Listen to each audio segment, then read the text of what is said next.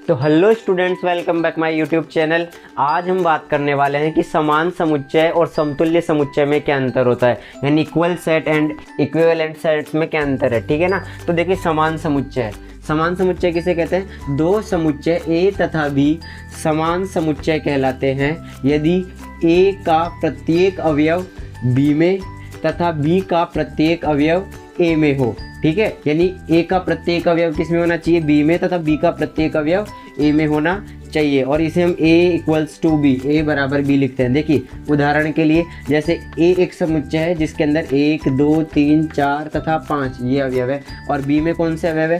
3, 2, 1, 5 तथा 4 ये अवयव है। तो देखिए, A का प्रत्येक अवयव क्या B में भी मौजूद है? 1 B में भी है, 2 ये B में भी है, 3 B में है, 4 भी है, 5 भी है। इसी प्रकार B के भी सारे अवयव A में हैं। तो सारे A के सारे अवयव B में और B के सारे अवयव A में हैं। इसी को हम कहते हैं A इक्वल टू B, यानी कि A और B जो है समान समुच्चय है।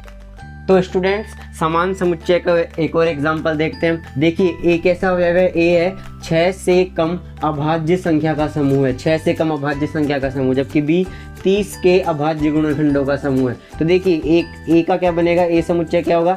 6 से कम अभाज्य संख्या। तो 6 से कम अभाज्य संख्या कौन कौन सी होती है? एक 2 होती है, एक 3 होती है और एक 5 होती है। तो ये 2, 3, 5 ये 6 से कम अभाज्य संख्या है। और B को देखते हैं, यदि B को रोस्टर विधि से लिखेंगे तो ये क्या होगा? 30 के अभाज्य गुणनखंड। ठीक है, तो 30 के अभाज्य गुणनखंड क्या होंगे? 30 के जो अभाज्य गुणनखंड होंगे वो होंगे 2 गुणा 3 गुणा 5, 5 3 15, 15 दूना 30। ठीक है, तो इसके अभाज्य गुणनखंड होंगे। तो इसमें भी क्या क्या आता है? 2, 3, 5। तो इस तरह से हम देख सकते हैं कि यहाँ पर भी A तथा B, A और B दोनों समान समुच्चय है, क्योंकि A का प्रत्येक अवयव। तो स्टूडेंट्स, अब हम बात करेंगे समतुल्य समुच्चय की। तो देखिए, समतुल्य समुच्चय क्या होता है? दो परिमित समुच्चय A तथा B समतुल्य समुच्चय कहलाते हैं यदि A तथा B में अवयवों की संख्या बराबर हो। यानी कि दो समुच्चय है जिनमें अवयवों की संख्या यदि बराबर है तो उन्हें समतुल्य समुच्चय कहते हैं। और इसे हम लिख सकते हैं A समतुल्य B, इस तरह से लिखते हैं इसे यहाँ पे, यानी कि NA इक्वल टू NB, यानी A में अवयवों की संख्या जो है वो B में अवयवों की संख्या के बराबर होनी चाहिए।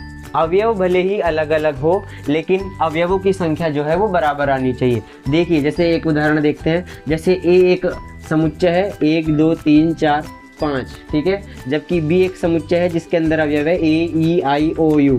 इन दोनों अवयवों में जो है अवयवों की संख्या 5 है। ठीक है, देखिए यहाँ पे भी 5 अवयव है, इस वाले B समुच्चय में भी 5 अवयव है। तो इसका मतलब यहाँ पे A और B समतुल्य समुच्चय है। A और B यहाँ समान समुच्चय नहीं, यानी कि A समतुल्य B, इस तरह से।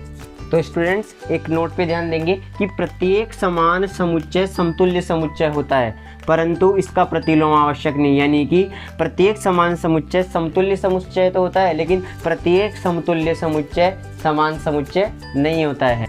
आई होप कि आपको ये क्लास पसंद आई होगी। यदि आपको ये क्लास पसंद आई है तो वीडियो को लाइक कीजिए, चैनल को सब्सक्राइब कीजिए। Thanks for watching.